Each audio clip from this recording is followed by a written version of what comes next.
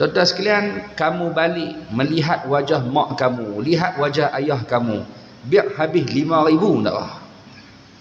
Allah kan ganti lipat kali ganda. Duk sayang duit orang. Yalah kena bajet lah juga, tapi jangan sayang duit. Ada rezeki lebih nampak boleh balik, balik.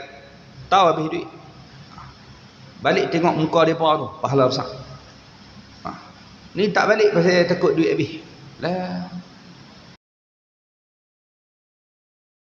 Qala muallif rahimahullahu taala wa nafa'ana bi 'ulumihi fid dharain amin. Akhlaquhul karimah. Itu disebutkan di sini berkaitan dengan sifat mulia baginda Nabi sallallahu alaihi wasallam.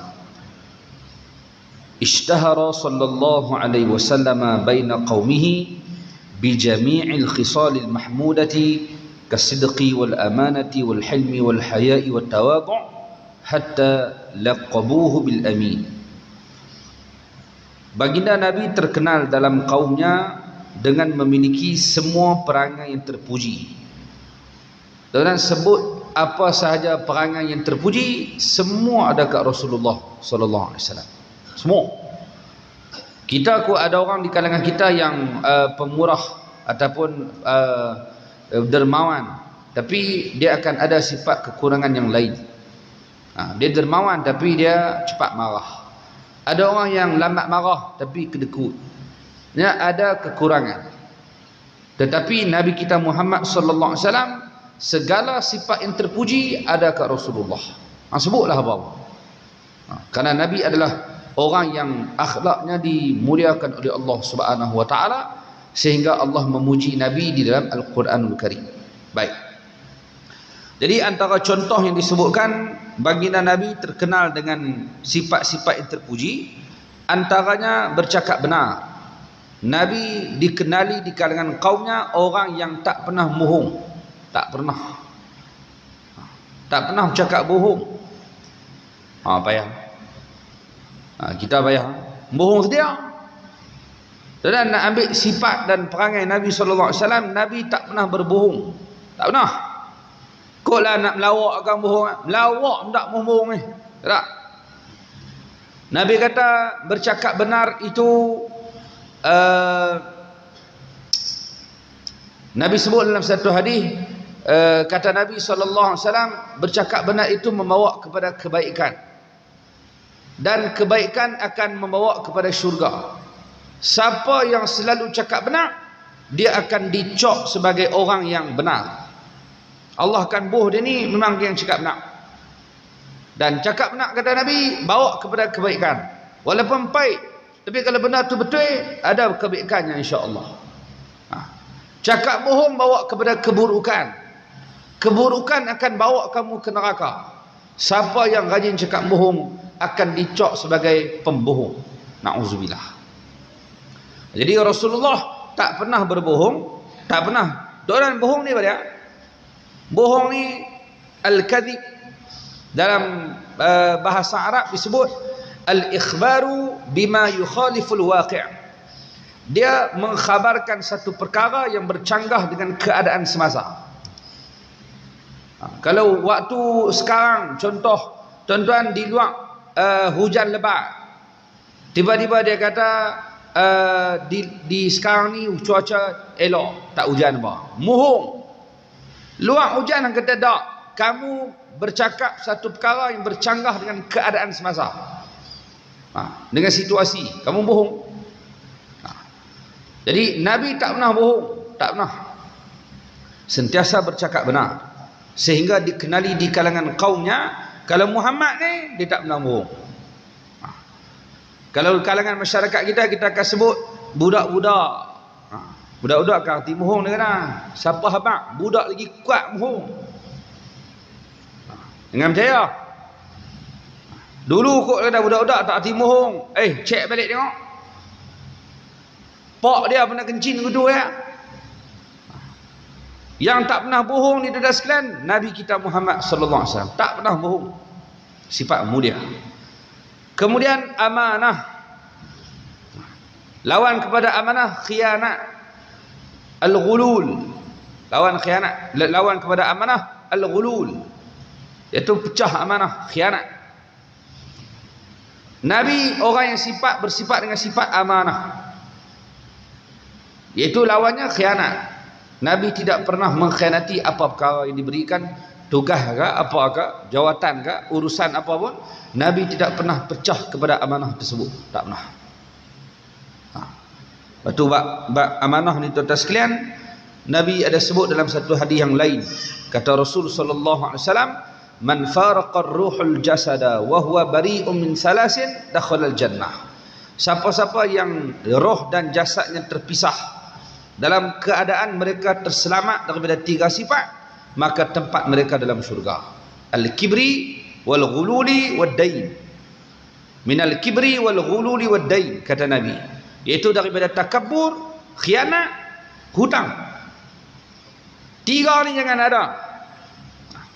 Ni tuan-tuan, kita berada minggu-minggu terakhir tahun 2023. Last minggu lah ni.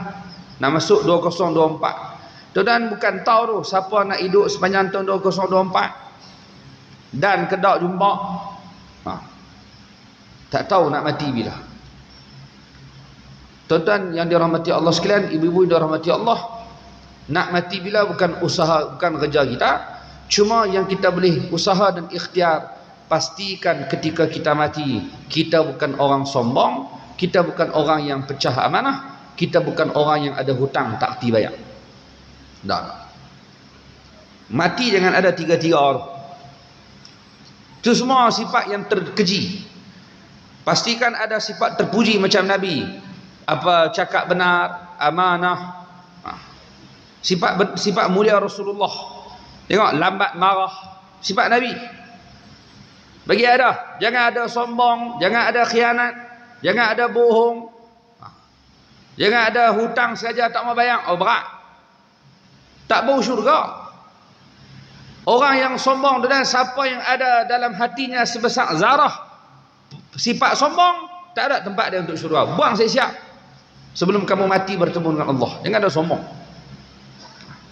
jangan ada khianat, pecah amanah, jangan ada hutang yang sengaja tak mau bayar. Ada hutang, bayar. Tengok, Nabi cakap benar, amanah, lambat marah. Nabi orang yang sopan, lemah lembut, lambat marah. Lambat marah ni dia patutnya boleh marah lah, tapi dia lambat. Dia masih boleh, tak apa, masih boleh memaafkan orang. Nabi payah marah. Kita pantang lepas nak marah. Dan kalau tak beramal dengan akhlak yang mulia ditinggalkan oleh Nabi SAW, rosak. Orang yang cepat marah, ikut nafsu marah dia tu. Dan tidak, kita tak dengar lelaki langgak budak kena marah rem motor rem motor langgak. Marah-marahlah kita, marah. Dan saya duduk balik ke rumah saya kat belah Merbuk Sungai Petani tu. Dan hari Khamis malam Jumaat, kalau lalu kok tu 12 malam, motor penuh. 12 malam, 12.30, kadang balik lambat lah. Motor budak-budak penuh. Mereka bukan kira jalan ni mana, duk rata jalan. Belah nu mai, belah nu pi, pening. Kita takut belanggar budak-budak. Nak kata mak pak tak ajak, duk rasa mak pak tak darat pun nampak tu. Budak-budak. Dia curi, dia balas motor, pelari. Dia kata nak pergi tanduk dan nah main motor. Pakai duk lumba. Kereta tak berapa banyak malam, penuh motor. Dan kadang geram. Tapi kalau ikut marah tadi ni, bahaya. Dan kalau ikut marah saya lah, dia mau tak marah, kita nak jalan sekali dia main laju, traffic light tak kira apa. Tu kalau bertuh, saya tak kisah sangat kalau dia jatuh. Kereta saya kemek. Sabar nak repair. Dia duduk risau lagi bertuh.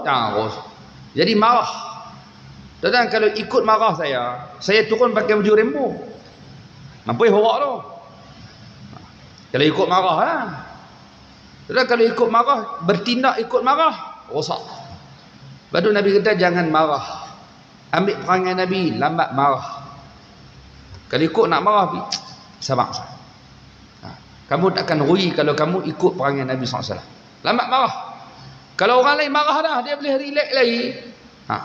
Dia takkan rugi, pasti akan untung kerana dia ikut Nabi. Yang duk rugi, yang duk menyesal pasal bercanggah dengan perangai Nabi SAW. Nabi orang yang lambat marah, Nabi pesan jangan marah, tiba-tiba dia cepat marah, baran, menyesal. Salah. Jangan bercanggah dengan akhlak Nabi SAW. Ikut sekadar yang kita mampu. Nabi juga pemalu. Al-haya, Nabi ada sifat malu. Baginda Nabi SAW pernah didatangi seorang perempuan, tanya soalan haid. Nabi jawab dah. Dia duduk tanya lagi, Nabi malu. Lalah Aisyah tarik dia di belakang, Aisyah yang cerita detail dekat dia. Nabi ada sifat malu. Al-haya, sifat malu ni tuan, ianya adalah salah satu cabang daripada iman. Dan orang yang paling pemalu di kalangan, Nabi sebutlah satu hadis panjang. Nabi sebut nama seorang-seorang. Orang yang paling kasih kepada umat aku, Abu Bakar. Dia sebut nama dia. Dalam di kalangan umat ni, yang paling kasih kepada umat, Abu Bakar. Tuan-tuan, kan Nabi sebut takkan sempurna iman seseorang selagi kamu tak kasih pada saudara kamu sebagaimana yang kamu kasih kat diri kamu sendiri. Apa yang kamu tengok kawan kamu dapat, ataupun apa yang kamu dapat, kamu nak kawan kamu pun dapat. Kalau dia dapat nikmat, dia seronok, kamu pun tumpang seronok. Ini tanda sempurna iman. Kamu takkan dapat kesempurnaan iman selagi kamu tak kasih saudara kamu sebagaimana yang kamu kasih pada diri kamu. Tuan-tuan, Nabi sebut Abu Bakar orang yang paling kasih pada umat. Paling kasih. Apa dalil tu? Nak beritahu betapa sempurnanya iman Abu Bakar. Iman dia luar biasa. Sebab tu dia kasih pada umat. Orang paling kasih Abu Bakar. Nabi sebutlah Sayyidina Umar ni orang yang paling tegah dalam hukum. Umar. Dan Nabi petik nama Osman. Nabi petik nama Sayyidina Ali. Nabi sebut lagi nama sahabat-sahabat yang lain. Antara hak Nabi sebut Osman. Osman orang yang paling pemalu. Di kalangan sahabat, Osman lah orang yang sangat pemalu. Akhlak Nabi tu. Nabi pemalu dah. Tapi Osman ni ada akhlak mulia tersebut. Dia terkenal dengan sifat malu. Bukan dekat orang, malaikat malu ni. Osman bin Affan radhiyallahu taala. Dan ketika Nabi SAW duduk di Bi'ru Aris, Telaga Aris. Nabi duduk kat Telaga Aris tu, yang juga dikenali sebagai Bi'ru Khatim, Telaga Cincin. Kan kisah tu kan, dan pergi ke Quba, pergi ziarah Madinah Al-Munawwarah, sampai di Quba, dan antara kisah yang diceritakan kepada jemaah, Bi'ru Aris, ini Telaga Aris. Dulu telaga tu besar. Pernah Nabi SAW duduk rendam kaki dalam tu, selaklah kain, terselak. Nabi duduk rendam kaki. Tuan-tuan, Abu Ayyub Al-Ansari radhiyallahu ta'ala anhu bila tengok Nabi duduk macam tu, lalu dia jaga pintu. Nabi tak suruh jaga pun. Dia kata, aku lantik diri aku jaga. Walaupun Nabi tak suruh, dah aku lantik aku sendiri jadi pakar jaga.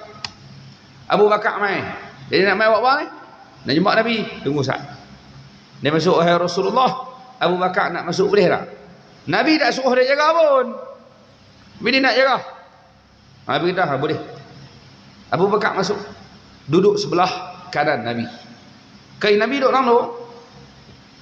Duduk sehari pula, Umar mai. Boleh nak masuk jumpa Nabi? Tunggu saat. Wahai Rasulullah, Umar masuk boleh tak? Boleh. Sila. Duduk sebelah kiri. Kain Nabi duduk dulu. Tiba-tiba Osman mai. Nak jumpa Nabi ke? Ya. Wahai Rasulullah, Osman mai. Boleh? Tak ada masalah. Bila Osman masuk, Nabi perbetul kain. Osman duduk depan Nabi. Belah kanan Abu Bakar, belah kiri Sayyidina Umar. Osman nak duduk mana? Duduk depan. Betul-betul kat kaki Nabi. Maka Nabi tutup kain Nabi. Lah Abu Bakar mai tak katuk, Umar mai tak katuk, Osman mai katuk. Nabi kata, Osman ni malaikat pemadu dengan dia. Tak ganggu, tak malu. Nabi tutup kain. Tu Sayyidina Osman, pemalu. Dan kedudukan di telaga tu tuan-tuan sekalian, kata ulama, itulah kedudukan mereka setelah mereka wafat. Nabi SAW wafat, sebelah Nabi Sayyidina Abu Bakar, sebelah Nabi juga Sayyidina Umar.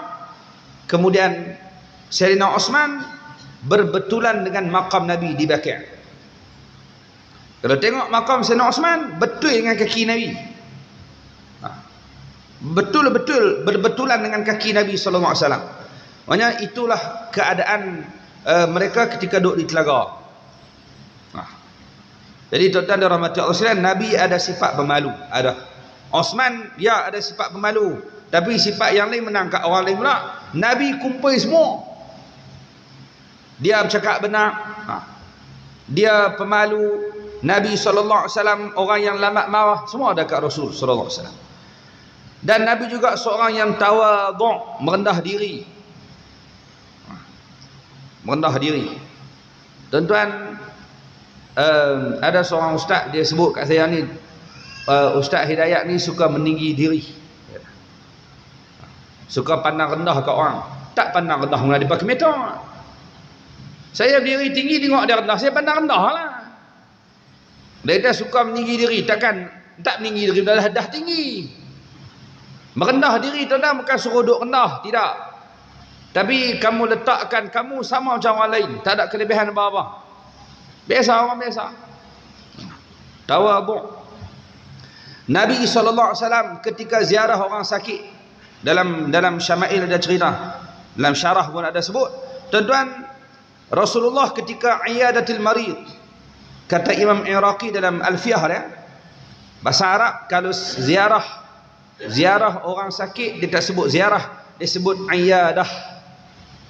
Iyadatil marid. Kalau bahasa kita ziarah lah. Ziarah tu untuk orang sihat, iyadah untuk orang sakit. Cuma kita pakai dua-dua. Tak apa lah.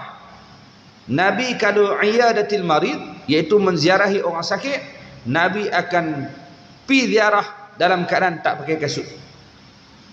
Buang kasut. Tawadhu'. Kata ulama itu sifat tawadhu' Nabi. Nabi bukan orang biasa. Nabi pemimpin agung. Dah tak ziarah buang kasut. Patut masukkan kasut lah. Dan saya tak pasti tempat kita ni ada orang masuk sekali dengan kasut dalam rumah. Tempat kita lah. Bahawa rumah kita buka kasut luar. Kalau duduk dalam rumah pakai agak kasut, tapi kasut strawberry. Aduh, kasut dalam rumah. Banyak orang masyarakat Melayu ni kasut duduk di luar tu pakai di luar. Rumah, masuk dalam rumah buka kasut. Tuan rumah saya di Mesir, waktu saya sewa rumah di Mesir, saya pergi bayar duit sewa bulanan di rumah dia. Dia kata, memang aku tak sihat. Saya sebagai penyewa yang soleh, saya bayar. Dia suruh bayar di rumah, pergi rumah dia bayar. Nak masuk, nak buka kasut, dia kata, hai, masuk dengan kasut. Berdebu lah rumah. Rupanya jenis pakai kasut dalam rumah. Boleh jadi masuk bilik tidur je buka kasut. Takat duduk kot ruang tamu tu pakai kasut. Pula dah. Boleh di Arab macam tu. Nabi kalau ziarah orang sakit, Nabi buang kasut, Nabi buka kasut. Tawadhu'nya Nabi sallallahu alaihi wasallam. Sifat tu ada kat Rasulullah semua. Sehingga mereka memberi gelaran Al-Amin kepada Nabi Muhammad sallallahu alaihi wasallam. Baik.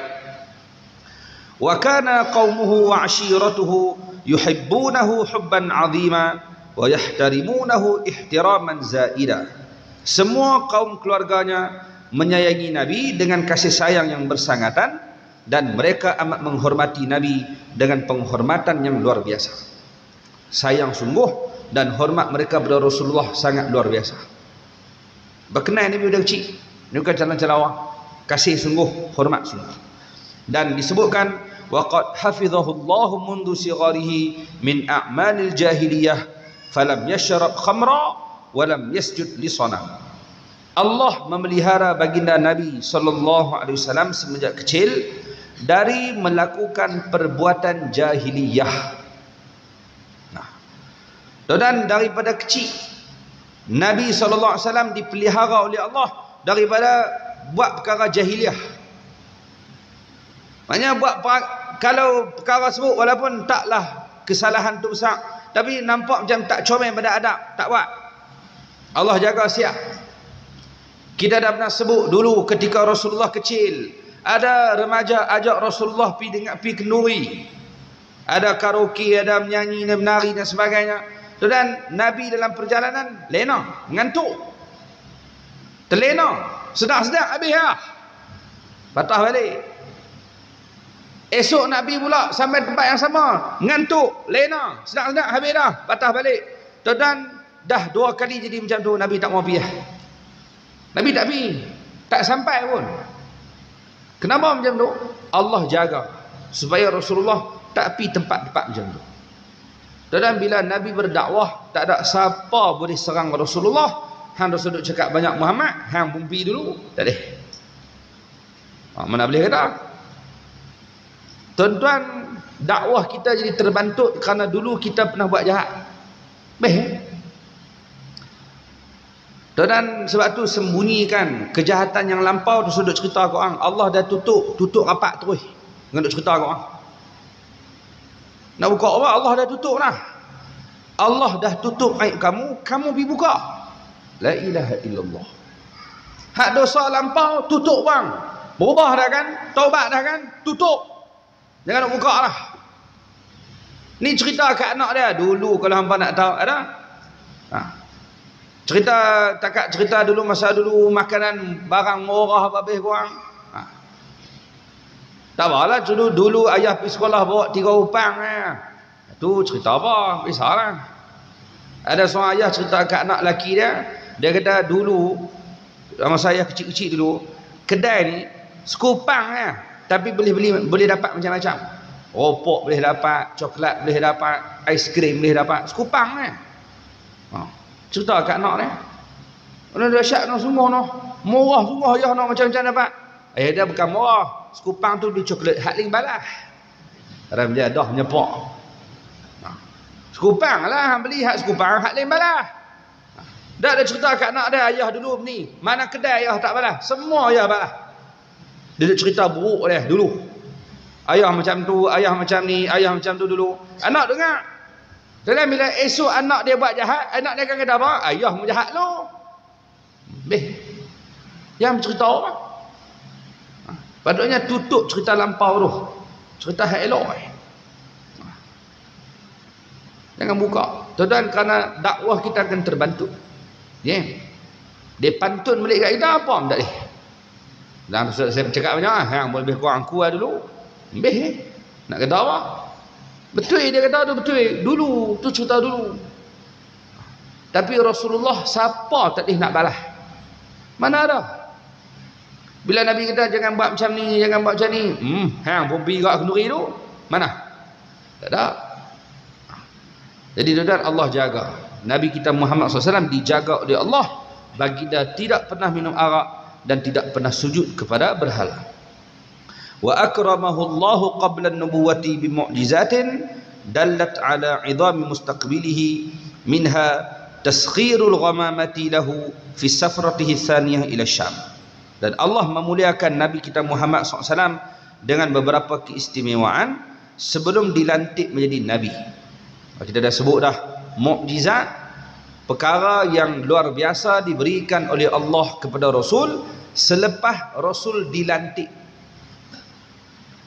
Kalau sebelum dilantik menjadi Rasul, sebelum dilantik jadi Nabi, itu bukan mukjizat, namanya irhas.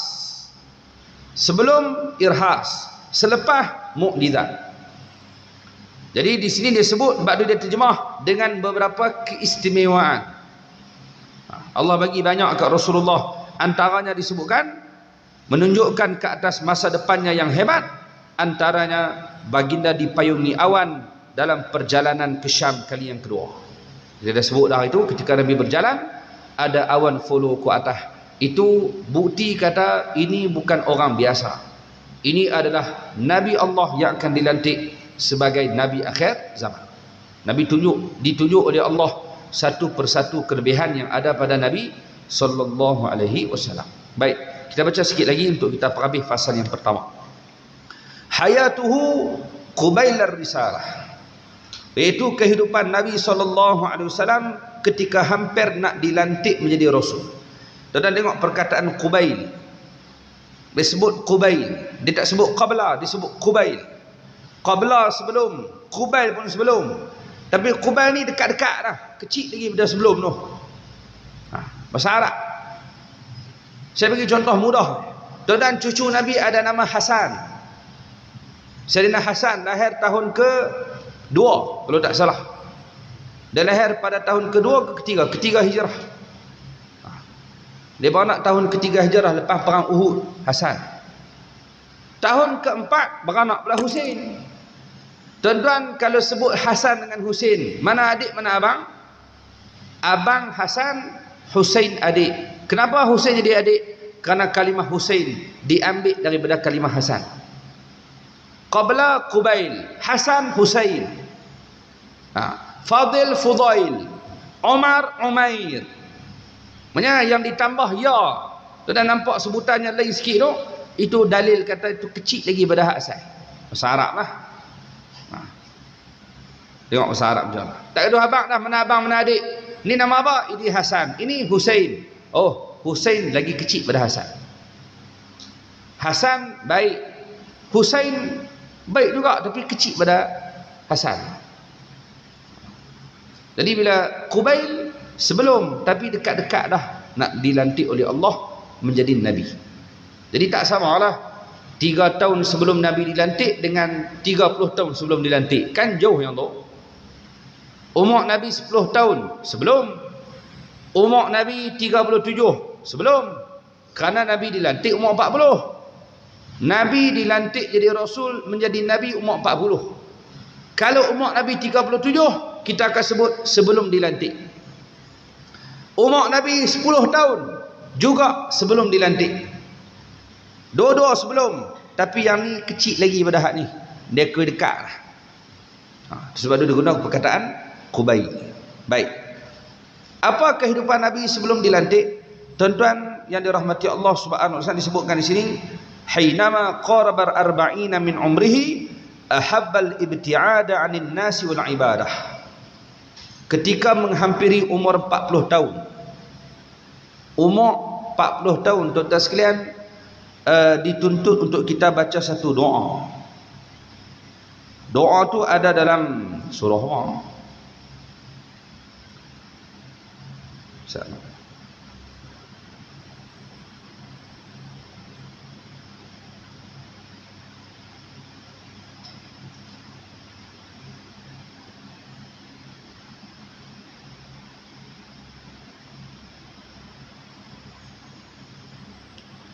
Ada dalam surah Al-Ahqaf ayat yang ke-15. Surah Al-Ahqaf ayat ke-15. Tuan-tuan, ada cerita yang Allah sebut dalam Al-Quran, wa wassaynal insana biwalidayhi ihsana. Kata Allah Subhanahu wa taala, dan kami wajibkan manusia berbuat baik kepada kedua ibu bapanya. Hamalathu ummuhu kurhan wa wada'athu kurha. Ibunya telah mengandungkannya dengan menanggung susah payah, dan telah melahirkannya dengan menanggung susah payah. Mak dia masa mengandung kat dia susah, masa beranak kat dia pun susah. Allah sebut dalam Quran dua kesusahan yang mak tu alami. Wa hamluhu wa fisaluhu 30 syahra, dan sedang tempoh mengandung campur dengan tempoh cerai susu ialah dalam masa 30 bulan. Mengandung 9 bulan. Dan menyusu dekat 2 tahun. 2 tahun 24 bulan. Jadi lebih kuranglah 30 bulan. Kurang 3 bulan, lebih kurang umur dia setahun dekat 2 tahun. Tuan-tuan sekalian, dalam tempoh 30 bulan bermula daripada mengandung sampai cerai susu. Boleh dikira bila umur dia 4 bulan dalam perut. Ketika masuk dalam perut 4 bulan ditiupkan roh, ditulis dia punya rezeki banyak mana sekian. Ketika tu sampai umur dia 2 tahun 30 bulan. Mengandung sampai tempoh cerai susu, Allah sebut dalam Quran. Lalu kata Allah, hatta idza balagha ashuddahu wa balagha 40 sanatan, dan ketika sampai ke peringkat umur, ketika dia dewasa dan sampai ke peringkat umur 40 tahun, lalu berdoa, qala rabbi auzi'ni an ashkura ni'mataka allati an'amta alayya wa ala walidayya wa an a'mala salihan tardahu wa aslih li fi dhurriyyati inni tubtu ilaika wa inni minal muslimin. Doa tu. Apa dia maksud dia? Ketika sampai ke peringkat umur 40 tahun, berdoalah dengan berkata, wahai Tuhanku, ilhamkanlah daku supaya tetap bersyukur akan nikmat-Mu yang Engkau kurniakan kepada aku dan kepada ibu bapa. Siapa sampai umur 40, doa, ya Allah, bagi ilham untuk aku bersyukur, bagi reti syukur. Umur 40 lah, boleh jejak umur 40 tu. Hei, umur 40 umur orang matang. Akal manusia matang 40. Manusia dilahirkan sekali dengan akal. Budak yang baru beranak ada akal lah, cuma tak matang. Ilmu tak ada lagi. Beza dengan binatang. Binatang beranak ada ilmu, tapi akal tak ada. Ilmu tak kat tu ya. Tuan-tuan, orang buat kajian, ambil anak kucing usia 4 hari dengan anak orang usia 4 bulan. Setahun ke beza. Ambil kucing umur sebulan dengan anak orang umur setahun, letak di tempat tinggi. Tuan-tuan, dia letak kucing jalan, tengok tinggi, bawah tu adalah tilam. Nak buat kajiannya, kucing mau jalan, tengok, alamak tingginya, dia patah balik. Kucing, dia tahu kena tinggi, padahal umur dia baru sebulan. Dia reti bahaya. Letak budak umur setahun, terjun terui. Dia bukan tahu bahaya tu, terjun terui. La ilaha illallah. Dan budak tak ada ilmu, tapi akal dah. Oh, akal jenuh. Baru dia tengok budak-budak akal jenuh. Dia tak mau makan, dia baklah pedas. Sikit perut. Anak kita umur setahun 2 tahun, 3 tahun, akal jenuh. Dia tengok ayah dia makan air, dia buat pedas. Nak air. Akal jenuh. Dia akan buat macam tu, dia buat macam ni. Dia akan buat apa saja untuk dapat hak apa dia mau. Guna akal tu, tapi tak matang, tak pandai. Akalnya belum matang. Dan bila nak matang akal itu 40. Batu para nabi dilantik umur 40 ketika akal dah matang manusia tadi. Jadi siapa umur sebelum 40 tak matang ni akal, belum sempurna matang tu. 40 boleh. Batu tuan-tuan umur 32, 35, sebelum 40 lah. Terus ada kata umur 40, umur 30-an macam saya ni. Tuan-tuan bila tengok dalam Facebook memori 10 tahun yang lalu, macam nak nak ajar. Masa gambar umur 20 pun dalam Facebook dulu kan. Ada status apa kan yang dalam Facebook masa umur 20-an dulu, belasan tahun. Lah duk baca. Kalau boleh undang Nabi pun nak ajar hak tulis tu. Kita lah awak lah aku tulis macam ni, awak lah aku buh gamak macam ni. Rasa macam awak dah bengong sangat, selekeh sangat. Pasal masa tu tak matang. Lah matang bila tengok macam tu lah. Tak matang kita. Tuan-tuan tengok budak-budak tu naik motor, buat rambut dan sebagainya, tak matang. Esok main umur dia 40. Kalau dia fikir balik hak dia ubat ni, malu dia. Kerana waktu tu baru boleh fikir dengan waras. Jadi tuan-tuan dan rahmati Allah Subhanahu wa taala sekalian, umur 40 doa. Syukur padamu ya Allah. Ilhamkan aku untuk bersyukur. Rezeki yang Allah bagi umur 40, bahkan bukan dekat rezeki pada kita, dikurniakan juga kepada ibu ayah kita dapat rezeki. Dan apa lagi yang kita minta dari ini? Wa an a'mala salihah, dan ilhamkan kepada aku ya Allah supaya dapat mengerjakan amal soleh yang engkau redha. Wa an a'mala salihan tardahu, ilhamkan untuk aku buat amal soleh yang engkau redha. Umur 40 kena beramai dah, bukan lama tu. Dan hidup kita macam sehari, subuh, zuhur, asar, maghrib, isyak. Subuh macam baru beranak, isyak mati masuk dalam kubur. Baru beranak gelap, bukan nampak apa. Subuh kan, budak baru beranak gelap, tak nampak apa. Dia tak boleh tengok lagi, harus ada cucak dengan dia bukan reti apa lagi. Tapi kuih lama kuih besar, dan kuih lama kuih cerah. Daripada subuh kuih cerah, duha main pukul 11 pagi, dia nak pukul 12 tengah hari, dia nak pukul 2 petang, kuih lama kuih cerah. Matahari naik dah. Budak makin lama makin besar, makin lama makin besar. Sampai waktu maghrib, dekat-dekat nak redup, nak gelap dah. Dan waktu tu orang panggil senja. Sebab tu tuan perhati tengok, orang tua-tua dia kata usianya senja. Dah usia senja dah. Apa tu senja? Dekat nak maghrib dah, nak gelap dah. Dan maghrib duk ada lagi cahaya merah, duk nampak lagi, tapi kena pakai spek. Orang tua nampak lagi, tapi tak apa nak jelas lah, nak kena pakai spek merah duk masuk isyak padam. Mati. Umur kita macam tu ya, subuh sampai isyak. Tapi tak sama lah. Ayah-ayah, ibu-ibu yang ada malam ni tak tahu duk tak mana. Cuma duk perhatilah, setakat saya duk main mati ni tiap-tiap bulan ni, duk perhati, majoriti orang mati ni waktu 7.30 lah. Maghrib lepas lah, tunggu nak isyak lah. Contoh, saya baru duha pukul 9, nak pergi maghrib jauh lagi.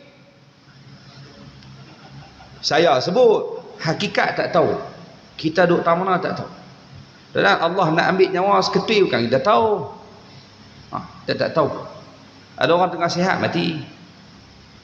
Ada orang sakit tenak, dan sekalian sakit tenak. Orang pergi ucap Yasin kat dia. Pergi ucap Yasin kat dia, dia sakit tenak nak mati, orang kata ni harus dah ni. Berkat surah Yasin tadi tu, dan sihat balik.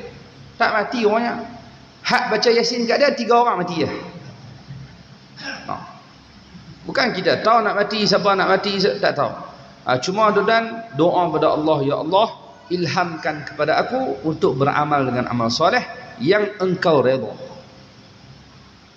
Ada amal yang Allah tak redha, ya Allah ilhamkan kepada aku beramal untuk beramal dengan amal yang engkau redha. Itu ayat doa tu dalam surah Al-Ahqaf tadi. Dan dia baca.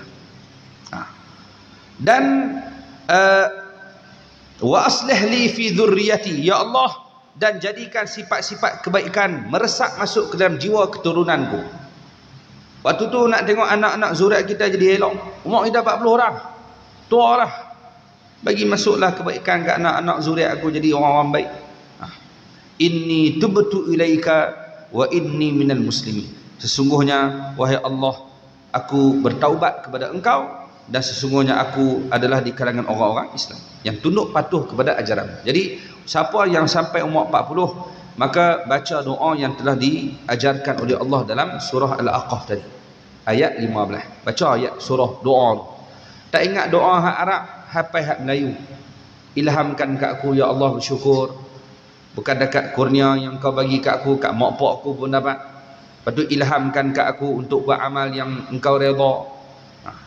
Minta ampun, bertaubat. Umur 40. Dan kalau umur 40 dia tak mahu berubah, payah. Limit dekat 40. Tak mahu berubah 40. Berat. Berat. Susah dah nak patah balik lagi ni. 40 tu kena beringat dah. Bertaubat kepada Allah dan patah balik ke jalan yang benar. Baik. Kemudian disebutkan ketika hampir umur 40, 38, 37, 38, 39, area itulah Nabi SAW suka mengasingkan diri daripada orang ramai dan rajin beribadah. Nabi akan jauhkan diri daripada orang ramai dan tumpukan kepada ibadah. Kenapa? Tuan-tuan, Nabi orang baik. dengan keadaan masyarakat Mekah waktu tu, dengan arak dia, dengan zina dia, dengan foya-foya dia, tawaf telanjang bulat pun, dengan berhalanya. Dan orang baik dia tak boleh hidup macam tu. Ish, tak lepas pi tengok maksiat, dia tak boleh hidup celah tu. Tu orang baik. Orang jahat dia tak boleh hidup dalam tempat baik. Tuan-tuan, agak-agak tuan-tuan lah hak domai mati ni, tuan-tuan agak-agak boleh tak duduk dalam konsert Coldplay? Boleh tak? Ada buat konsert di Kuala Lumpur itu ni, lagu tah apa-apa pun tak tahu, dengan lampu, dengan tak tahu lah, tuan boleh duduk. Dosa kata konsert kenduri kahwin hak buka muzik kuat pun beban lah. Tak orang nak duduk lagu mana, tak beban lagu mana. Kawan depan meja tanya, main dengan siapa? Nak sembang dengan dia tak dengar apa. Tension dah hilang. Kita tak boleh dengar serabut dulu. Orang baik dia tak boleh hidup tempat macam tu. Tempat-tempat dia tak boleh hidup. Jiwa dia lain. Nabi orang paling baik. Dan Nabi nak boleh duduk tengok, tak dapat habis. Kerosakan yang terlalu banyak berlaku. Maka Nabi gemar asingkan diri Nabi dan tumpukan ibadah Nabi kepada Allah Subhanahu Wa Taala. Nabi khulwah. Cuma kata Maulana Syekh Yusri hafizahullah taala, tuan-tuan, khulwah kita sekarang dengan lah ni lagi banyak maksiat, banyak. Jadi adakah kita juga kena asingkan diri, lari pada orang ramai, duk buat ibadat? Tak. Khulwah kita sekarang bersama dengan umat.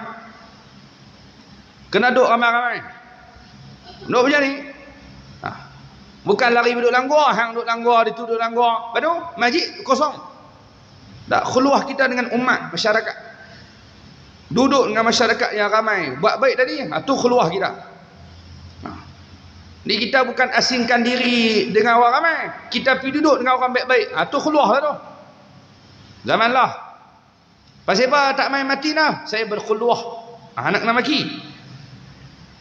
Betul lah khulwah, asingkan diri daripada maksiat dan sebagainya. Tapi zaman kita bukan suruh duduk gua, main duduk dengan orang baik-baik, duduk dalam majlis orang baik-baik, orang soleh. Kamu akan terdidik dengan perkara tersebut. Baik. Jadi Nabi gemar asingkan diri dan beribadah. Disebutkan wa qad ikhtara li ibadatihi ghar Hira wa huwa jabalun ala tariqi Makkah. Baginda Nabi SAW memilih Gua Hira sebagai tempat untuk Nabi beribadat. Nabi asingkan diri dan Nabi memilih Gua Hira sebagai tempat untuk Nabi beribadat kepada Allah Subhanahu Wa Taala. Kenapa Gua Hira? Tuan-tuan, antara ibadat yang dilakukan oleh Nabi SAW di dalam Gua Hira adalah beruzlah dan melakukan ibadat mengikut cara Nabi Ibrahim. Kalau semayang cara Nabi Ibrahim.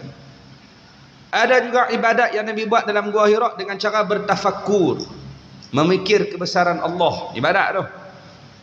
Tengok ni memikirkan kebesaran Allah. Tengok binatang diciptakan, fikir macam mana Allah buat. Hebatnya kuasa Allah. Macam mana Allah buat dulu? Dia bertafakkur melihat kekuasaan Allah. Ibadat. Memikirkan kebesaran Allah. Ibadat. Dan antara ibadat yang Nabi buat dalam Gua Hira adalah memandang Kaabah. Kerana duduk dalam Gua Hira, direct terus nampak on the spot Kaabah Al-Musharrafah. Zaman Nabi lah. Zaman lah wallahu alam. Saya pergi 2 kali dah umrah, tapi tak ada naik lagi Jabal Gua Hira. Tak ada naik. InsyaAllah kali 3 bulan 2 ni insyaAllah rezeki adalah tanam niat nak naik juga. Cuma kalau rasa-rasalah kalau naik lah tak nampak bangunan melembab. Keliling tu bangunan. Zaman Nabi kalau dalam gua direct nampak Kaabah. Maka memandang Kaabah juga ibadah. Dapat ibadah, dapat pahala. Kan ada benda tengok dapat pahala, tengok Quran dapat pahala. Baca dapat pahala, tengok dapat pahala. Ada orang dia hafal surah Al-Mulk, tapi bila dia baca dia tengok. Dia nak ambil pahala baca membaca, tengok pun tengok, bukan tak apa. Tengok dapat pahala. Tengok wajah mak ayah dapat pahala. Tengok muka dia, beri pahala insya-Allah. Tuan-tuan, bahasa kita mudah. Kalau tengok Al-Quran pun dapat pahala, apatah lagi baca. Tengok muka mak pun dapat pahala, apatah lagi berbakti kepada mereka. Ni tengok saja, mak dia sapu sampah dia tengok. Pak dia buat aja dia tengok, kesian kat pak aku. Tapi tengok ibadat, tu pada bapak hang tengok ibadat. Betul lah tengok wajah mak ayah dapat pahala. Tapi bahasa mudah, kalau tengok pun dapat pahala, hang tolong dia lagi pahala besar. Ni tengok saja. Dah ustaz kata tengok tak cerdik dengan budak ni. Baca Al-Quran, orang suruh baca tak, dia kata tengok dapat pahala kan? Ya, kalau tengok dapat pahala, apatah lagi baca. Nak suruh buat lebih pada tu. Dengan dia tak cerdik. Allah kata jangan dekati zina. Dekat tak boleh, tapi dah dekat, dah zina tak apa. Bengong. Dah kalau dekat pun tak boleh, apatah lagi zina. Dah kalau tengok Quran pun dapat pahala, apatah lagi baca. Tengok muka mak pahala, apa lagi buat baik kat dia? Pahala besar. Cuti sekolah daripada Kuala Lumpur nak balik main Perlis, 1000 confirm habis 3 hari. Habis duk anak duk Kuala Lumpur nak balik main ziarah mak di Perlis ke, duk start ke, tuan-tuan sekalian kena fikir minyak kali yo. Tol minyak 300. Habis 300 tu tol dengan minyaknya. Tu kalau berhenti RNR, berhenti stesen minyak, anak dia turun balas pedepak. Nak aiskrim, nak ropok ni, mampu hang tu. Nak yang tin lah, sekali nak yang apa Nescafe lah apalah. Kena sedia tu, jauh perjalanan. Standby dah duit. 400 dah. Dah nak main rumah mak 3-4 hari takkan tak beli bang. Nopi belilah ketam, udang, sayur, beras. Habis lagi 300-400. Tu takkan tak kena tak pi kena pulut pelam. Bawa mak ayah lama-lama sekali balik kan. Bodoh-bodoh sekali balik 3-4 hari 1000. Duk garu pala ni 1000. 3 hari dia balik 1000 ni. Duk garu pala. Tuan-tuan sekalian, kamu balik melihat wajah mak kamu, lihat wajah ayah kamu. Biar habis 5000 tak apa. Allah kan ganti lipat kali ganda. Duk sayang duit orang. Yalah kena bajet lah juga, tapi jangan sayang duit. Ada rezeki lebih nampak boleh balik, balik. Tahu habis duit. Balik tengok muka depa tu, pahala besar. Ni tak balik pasal takut duit habis. Lah. Tengok wajah tu dapat pahala. Jadi antara ibadat yang Nabi buat dalam Gua Hira adalah Nabi melihat Kaabah, direct tengok Kaabah. Tengok Kaabah dapat pahala. Orang pergi Mekah habis buat umrah, dia duduk menyandak kat dinding belakang. Kena ayat datang tengok Kaabah. Tengok. Orang tanya, "Long buat apa long? Jom." Dah saat tengok long, tengok dapat pahala. Duk tengok. Yalah tengok dapat pahala, tapi lama dah ni. Nampaknya duk fikir tengok sambil fikir dia dah. Duk fikir apa ni? Dak dia duk kata tengok orang ramai. Saudi ni kaya. Kaya. Pergi duk tengok orang dibuat tempat tawaf ni, situ ada, atas ada, jauh-jauh. Dia kaya. Apa salahnya kalau dibuat satu jalan, biar Kaabah yang pusing, kita duduk saja. Dia fikir, ni kita duduk kena pusing, jadi makan ruang, biar kita duduk sengak ya, Kaabah pusing 7 orang belah. Mampu. Tengok saja pun payah harap tu kalau jenis fikir tu. Tengok dapat pahala. Dapat pahala. Jadi Nabi duduk dalam Gua Hira, apa ibadat Nabi buat? Dah kata Nabi sembunyi, asingkan diri buat ibadat. Ibadat apa? Antaranya ibadat cara Nabi Ibrahim. Antaranya bertafakur. Antaranya lagi memandang Kaabah. Kata orang. Baik. Dan Nabi selalu naik Ramadan. 3-4 tahun sebelum tu Ramadan mesti duduk dalam gua. Ramadan naik. Bila Ramadan naik. Baik. Wa kana ya'khudhu ma'ahu zadahu wa idza faragha raja'a ila zaujatihi sayyidati Khadijah fa ya'khudhu ghairah. Baginda membawa bekalan ke gua itu. Bila sudah habis bekalan, baginda akan pulang ke rumah bertemu dengan isterinya Khadijah untuk mengambil bekalan yang lain pula. Nabi bawa bekal. Habis bekal turun, duduk nanti naik pula. Gitulah kehidupan Nabi. Sekali naik turun, lepas tu sekali naik turun. Dan Khadijah, tuan-tuan, tak kata sepatah yang tak elok kat Nabi. Dia sedia bekal untuk Nabi naik. Dia tak kata pelik-pelik, habis bekal baru turun. Ada dia kata tu. Kalau tak ada bekal tak turun. Naik. Bini kita aku kena maki tu. Nabi, tuan-tuan, nanti kita akan baca, Nabi duduk dalam gua sampai Nabi dapat wahyu, menggigil ketakutan Nabi turun. Gigil. Khadijah kata apa? Selimut. Dia ambil selimut Nabi, dia tenangkan Rasulullah. Tu isteri Nabi. Oh, dahsyat. Kalau tuan-tuan pergi duduk gua balik main gigil, dia akan kata apa? Pergi. Dah ketak aku balik buat apa? Tak kata apa. Oh, beza jauh. Tuan-tuan tengok isteri Nabi macam mana. Ummahatul Mukminin. Ibu bagi orang beriman. Tuan-tuan tengok contoh terbaik Khadijah tunjuk macam mana. Oh, dahsyat. Dan mereka layan jaga Rasulullah. Mereka khidmat yang terbaik. Tak pernah kata hak tak elok. Sedia bekal. Nabi balik bagi bekal naik. Sentiasa support belakang Nabi. Orang lelaki pun dengar tu dahsyat. Kan syok kalau dapat isteri macam isteri Nabi. Betul. Dan bini hang pun syok kalau dapat lelaki macam Nabi. Hang nak bini hang macam isteri Nabi. Hang perangai macam Firaun. Dan orang putih kata, what you give you get back. Apa yang kamu bagi kamu akan dapat balik. Kama tadinu tudan. Apa yang kamu buat kamu akan dapat balik. Birru abaakum tabarrakum abnaukum. Nabi sebutlah tadi, buat baik kat mak pak kamu, anak kamu akan buat baik kat kamu. Oh, kembali balik punya. Tuan-tuan buat baik kat orang, orang akan buat baik kat tuan-tuan balik. Kita cuba buat baik kat orang ramai. Orang tu tak balas kebaikan kita, orang lain akan balas. Kamu buat baik kat orang, Allah akan hantar orang buat baik kat kamu. Apa hang buat, hang akan dapat balik. Dapat. Tuan-tuan, banyak orang kita jumpa. Ada orang masa dia nak nikah, dia kata mak dia mati lah. Mak dia dah hidup, dia tak apa. Mohon. Benda Khadijah tanya mak, mati dah dia dah. Tak apa. Dia nak jantan. Tak ada mak bukan. Kalau mak bukan wali. Bapak dia bukan wali. Dia bapak dia mati dah, mak dia kata mak mati dah. Nikah. Tuan-tuan, mak jumpa gambar dia menikah.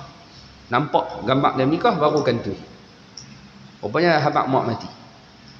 Allah bayar cash. Tuan-tuan, anak dia ketika nak kahwin, anak dia habaq pak saya mati. Yang lebih parah, anak dia anak perempuan. Dia tak apa anak lelaki. Bukan perlu wali. Anak perempuan kena ada wali. Dia. Tiba-tiba dia, anak umar dia kata, pak saya mati dah, wali tak ada. Mampu. Depan mata kita tengok jadi. Laku. Tuan-tuan macam-macam lagi tuan-tuan boleh tengok apa contoh yang Allah tunjuk kat kita. Apa kamu buat, kamu akan dapat. Tuan-tuan, bagaimana Khadijah, Aisyah boleh layan Nabi begitu luar biasa. Tengok hadis Aisyah jaga Nabi macam mana. Aisyah, Nabi, para sahabat, tentera berjalan dalam satu perjalanan. Tuan-tuan, sampai satu tempat rantai Aisyah hilang. Nabi kata berhenti, cari dulu sampai jumpa. Berehat. Tuan-tuan, bila duk berehat ni, Nabi duk lena, Nabi duk berehat, sahabat-sahabat duk cari ni bebai. Situ ayak tak ada. Bekalan ayak pun tak bawa. Tak ada. Tak ada bekalan ayak. Tempat tu tak ada ayak. Betul Bakar duk boleh tiang. Abu Bakar lah. Dia duk kata Abu Bakar, tengok anak. Hampir habaq kat Aisyah tu jaga elok barang sikit. Kerana dia, kami duk tang ni, Nabi kena duk tang ni, dah lah ayak tak ada. Dia duk boleh tiang. Abu Bakar bila duk dengar orang duk cerita pasal anak dia, nak Nabi tegur. Tuan-tuan, dia pergi ke Aisyah, tengok-tengok Nabi duk lena atas riba. Nabi duk tidur atas riba Aisyah. Abu Bakar pergi nasihat pada Aisyah, kata Aisyah sambil dia duk cucuk badan aku. Dia duk cucuk ni. Ayah. Anak dia ya kalau kahwin sekalipun, tapi dua anak dia. Nabi duk lena atas riba, nak marah darah-darah, takut Nabi jaga. Dia boleh tiang, enggak ada pelan-pelan. Oh, habaqlah, jaga elok-elok, cucuk. Aisyah tak bergerak. Kata Aisyah, aku duk sengak. Kalau aku bergerak, Nabi jaga. Duduk sengat. Dan tengok power tak power Aisyah. Sanggup tak bergerak kerana takut Nabi terjaga. Dia jaga sungguh. Tuan balik kerja letih. Sampai di rumah duduk atas kursi tu. Sambil duduk tunggu TO ke kopi mai. Duduk nak terlak. Duduk sengguk ni. 3 kali sengguk. Bini nampak kau jauh. Relak. Balik ke nak relak. Kau nak tolong orang buat kerja. Nak haram sungguh. Kita baru nak terlak dia terkah lah. Ingat dia nak bagi can hang tidak. Sorry. Duk kira abang yang letih, saya tak letih. Abang seorang yang buat kerja, saya duduk saja. Tak kata apa. Tu pun nak kelak tu. Aisyah jaga Nabi tak mau pergi tidur. Tu kalau dia tengok laki dia, patutnya ibu-ibu sekalian kalau tengok suami tidur dengan kacau. Pesan kat anak cucu, diam. TV bagi slow. Hampa nak main macam Mr. Bean sudah. Suara tak keluar. Sengap. Tu, pak-pak duduk tidur tu. Siapa bunyi suara jaga? Ayah hamba nak lena. Patutnya lagu tu. Jaga. Ni tak ada pasal dia tengok laki dia lena di dalam bilik tu, usaha tumuk belacan tepi pintu. Tidak duduk tumuk di dapur tu. Saja buat main, dia dah hangatlah dapur. Laki letih teruk. Lena tak sedap apa, ketuk pi tak dengar. Dia duduk ketuk tu laki dia tak ada kesan. Jadi tinggal sat lesung batu tu, ambil drill. Pasang frame. Celah tu nak pasang frame. Semua tu kenak nak bagi laki dia bangun ni. Pasal apa bini kita jadi macam tu? Hang pun kacau dia. Masa dia baru nak lena, buat kopi kawan tu baru nak rebah. 2 pagi gerak buat Maggi Maggi pala otak apa 2 pagi ni. Dia tak maki lah. Dia dah laki dah. Dia nak lena hang kacau. Lagi hang suruh nak ayak. Lagi hang suruh picit kepala macam-macam. Lepas tu hang nak dia jaga hang bagi aman. Oh sorry. Dan kenapa Khadijah, Aisyah boleh khidmat begitu hebat kepada Rasulullah? Sudah pasti kerana Nabi layan mereka dengan terbaik. Macam mana kamu bagi, kamu akan dapat. Kenapa mereka boleh sanggup khidmat macam tu? Sebegitu rupa mereka nak layan Nabi SAW. Kerana mereka juga dapat layanan istimewa daripada Nabi SAW. Baik. Jadi tuan-tuan, Nabi akan naik turun. Dalam 3-4 tahun tersebut, Ramadan mesti duduk dalam Gua Hira. Baik. Wa kana yata'abbadu ala dini jaddihi Ibrahim min 10 ayyamin ila syahri. Baginda beribadat mengikut agama moyangnya, iaitu Nabi Ibrahim alaihissalam, dan baginda berada dalam gua antara 10 hari ke sebulan. Duduk 10 hari kadang turun lebih kurang. Dan Nabi mula dapat tanda lah. Nabi tengok ada batu bagi salam, pokok tunduk dan sebagainya. Nabi duduk tengok lah. Dah nampak dah tanda-tanda. Sepanjang Nabi duduk naik turun, nak duduk nampak dah tanda-tanda tadi. Jadi duduk naik gua dalam ibadat sekarang itu. Dan itu kehidupan Nabi ketika hampir nak dilantik menjadi Rasul atau menjadi Nabi.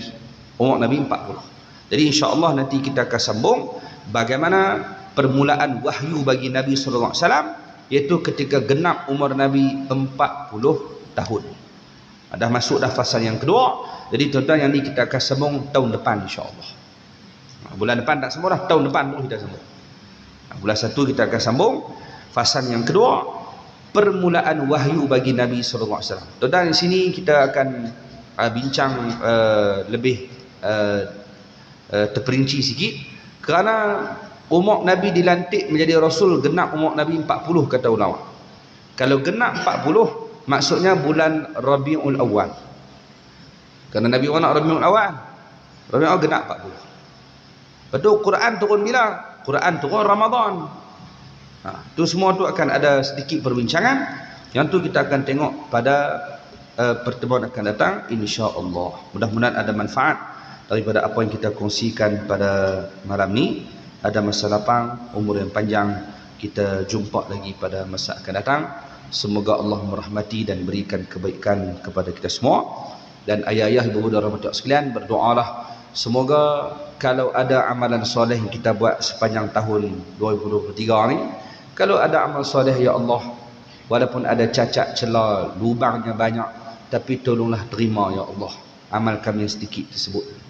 Kalau ada dosa kesalahan yang kita buat, ada kesilapan yang kita lakukan, semoga Allah padam kesalahan tersebut, diampunkan dosa dan ditutup aib kita dunia sampai akhirat insya-Allah. Semoga 2024 yang akan tiba adalah tahun yang akan bawa 1001 kebaikan, memberikan kesihatan yang baik, dan semoga kita dapat istiqamah dalam majlis ilmu, beribadah kepada Allah sampai kita mati bertemu dengan Allah Subhanahu wa taala. Mohon ampun maaf, jumpa lagi masa akan datang. Aqulu qali hadza astaghfirullahal azim li wa lakum. Assalamualaikum warahmatullahi wabarakatuh.